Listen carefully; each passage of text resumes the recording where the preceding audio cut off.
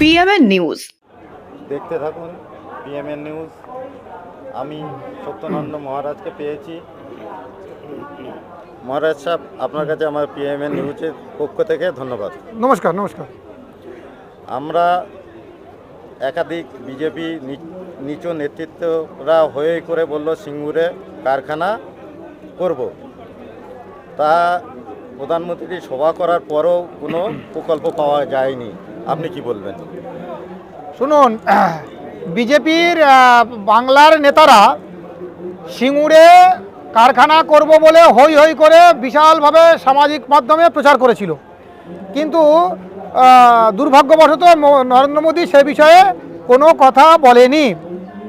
ব্যাপারটা হচ্ছে এই যে সিঙ্গুরে শুভেন্দু অধিকারীর বা বিজেপির কারখানা করার কোনো লিগাল বলার কোনো অধিকার নেই। কারণ মমতা ব্যানার্জি যখন সিঙ্গুরে কারখানা হতে দেব না বলে যখন ধর্ণা দিয়েছিল, তখন সমস্তটাই ইন্ধন দিয়েছিল বিজেপির কেন্দ্রীয় নেতৃত্ব রাজনাথ সিং। এখানে তখন ছিল লকেট চট্টোপাধ্যায়ও, তখন তৃণমূলে ছিল। তাহলে এরা সবাই মিলে সিঙ্গুরের কারখানাটা শেষ করেছে। আর নরেন্দ্র মোদী ওই মমতা ব্যানার্জিকে দিয়ে খেলিয়ে এখানকার কারখানাটা নিয়ে উনি গুজরাটে চলে গেলেন।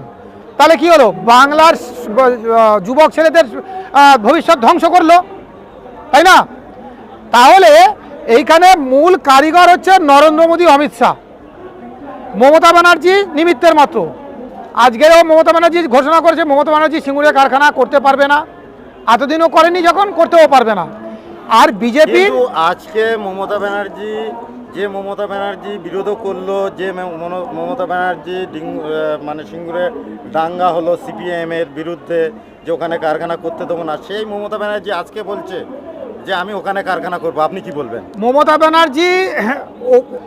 ব্যানার্জি যে করবো বলছে, আমি বলছি যদি করবার হয় তাহলে 15 বছর কোথায় গিয়েছিল?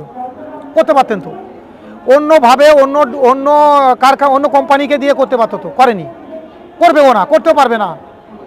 আর এই বললাম, এদের দুজনার জোর সাজেছে এই কারখানা চলে গেছে, এই কারখানা আর হওয়ার সম্ভাবনা নেই।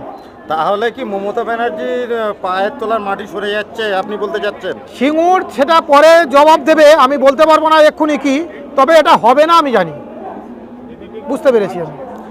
এই যে এসআইআর হচ্ছে, এসআইআর মানুষ বিদ্যুৎ হচ্ছে বা সাধারণ মানুষ যে পেরেশানে পড়ছে, তার মুখটাকে ঘোরাবার জন্য কি এই না, এসআইআরটাই হচ্ছে পেরেশানি হচ্ছে, ওটা ঘোরাবার দরকার নেই, ওটা পেরেশানি হোক, সেটাই বিজেপি গভর্নমেন্ট চায়, কেন্দ্রীয় নেতৃত্বরা চায় যে মানুষ সবসময় কাগজপত্র নিয়ে ছুটুক, জেরক্সের দোকানে, অফিসে, আদালতে হিয়ারিংয়ে, উমুক তুমুক অফিস আদালতে এইগুলো ঘুরুক, যাতে শুভ বুদ্ধির বিকাশ না ঘটে, সেই চেষ্টাটা ওরা করছে। খসড়া তালিকায় একাধিক নাম এসেছে, মতুয়ারা বাদ গিয়েছে, কিছু মতুয়া বাদ গিয়েছে, তারপরে দেখা যাচ্ছে কেন্দ্র সরকার খুশি না হওয়ার কারণে ফের কি হিয়ারিংয়ের ডাক? না, হিয়ারিংয়ে তো ওরা অনেক ডেকেছিল, কিন্তু হিয়ারিংয়ে এত খুঁটিনাটি দিয়ে জিজ্ঞেস করছে, সেটা সাধারণ মানুষ এবং যারা দরিদ্র মানুষ, অশিক্ষিত মানুষদের ক্ষেত্রে সেই সব বিষয়গুলো জোগাড় করা সম্ভব নয়, তো কৈফিয়ত দেওয়াটা সম্ভব নয়। সেই ক্ষেত্রে প্রচুর লোকের নাম বাদ যাবে, এটা আমাদের বর্তমান দিনের কাছে অত্যন্ত খারাপ। আগামী ভবিষ্যৎ, ভারতবর্ষের ভবিষ্যৎ খুব খারাপ। শুভেন্দু অধিকারী বলছে যতই নথি জমা দিক তবুও বাদ যাবে। আপনি কি বলবেন?